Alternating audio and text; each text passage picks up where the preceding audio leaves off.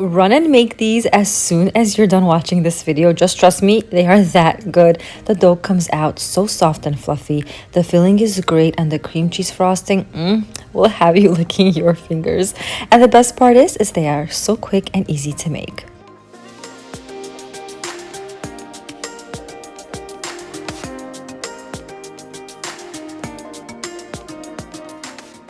Hi everyone, and welcome back to Sonya's Prep. As you see over here, I have all the ingredients laid out, and I will have everything listed in the description box below for you.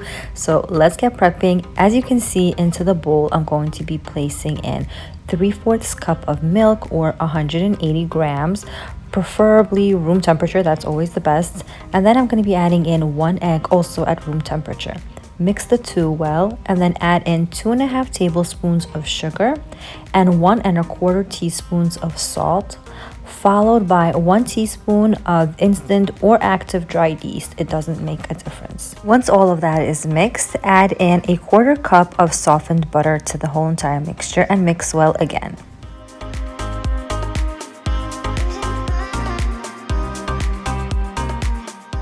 Now it's time to add in 3 cups of either all-purpose or bread flour and mix that well to incorporate all of the flour. Then remove the dough from the bowl and knead it on your counter until it is smooth. The dough will be sticky initially, but after 5 minutes or so of you kneading it, it will all come together perfectly. Try not to add any more flour. It's going to be a little tacky, but that is what's going to make the dough so soft, so airy and fluffy. Let the dough rest for about 5 minutes, and while it's resting, we will be making the filling by mixing in 1/2 cup of brown sugar and 2 teaspoons of cinnamon, and mix all of that well.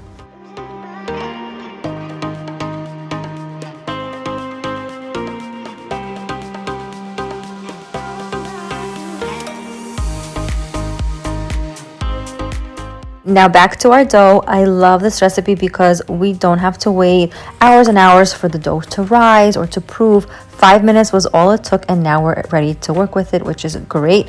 I'm going to be rolling the dough out into a thin rectangle on a floured surface, so that's easy to roll out. And once it's rolled out, add in 1/4 cup of softened butter to the top of it. Smear it all around so you could cover all of the surface with it. And then we're going to sprinkle on the delicious topping that we made previously.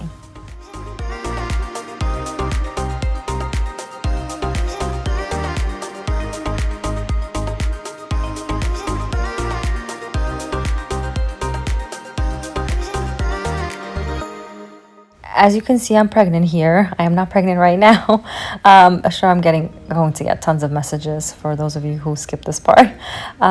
I made this recipe when I was having this huge craving for cinnamon rolls, and it was just finger looking good, so delicious. I recorded it and I said I'll release it when it is Shavuot time, when it's time to have all the dairy goodness that we usually have on the holiday. So I hope you guys enjoy this recipe as much as I did. You're going to love it, I'm sure.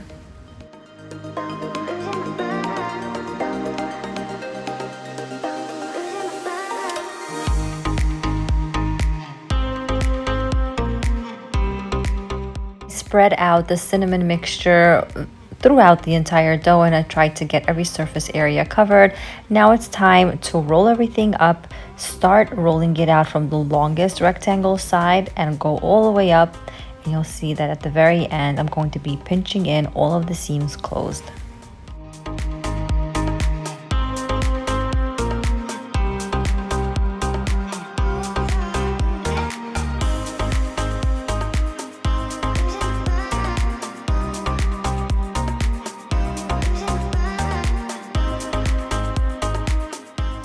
Now I'm simply going to be using a knife and trying my best to cut each slice as evenly as possible. You can do this by first cutting the entire roll in half and then moving on to maybe into fourths and then slicing it up that way. I've heard people even use like a floss string just to make it more even, but I think a knife will do just fine. I did butter my pan, as you see right here, just so nothing sticks, and I placed my cinnamon rolls into it, giving it enough space so that they can rise.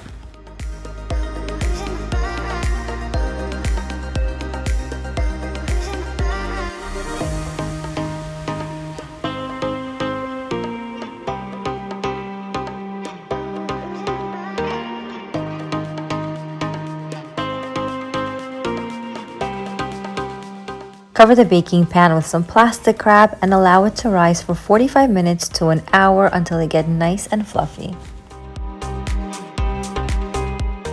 In the meantime, while that's proofing, I'll be prepping the cream cheese frosting, which is my personal favorite.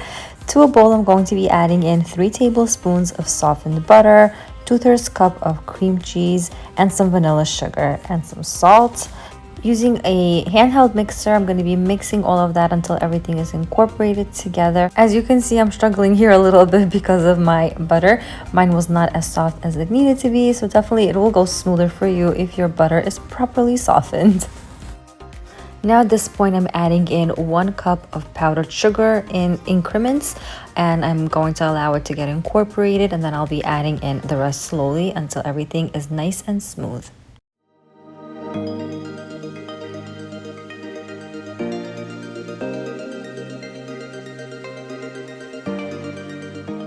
Everyone knows that the best part about making homemade frosting is eating the paddle that you made it with. So I'm very kindly sharing it with my son here. And he is definitely giving me his seal of approval. I bake my cinnamon rolls at 350 degrees for 20 minutes. And this is how they are looking. They're nice and bubbly, still so soft, so light, so airy. And the secret to having the cream cheese frosting be completely delicious on them is by creaming them or frosting them as soon as they come out of the oven, so that the cream cheese frosting just oozes into all the nooks and crannies. Oh, I just can't wait to make this again. It's so delicious.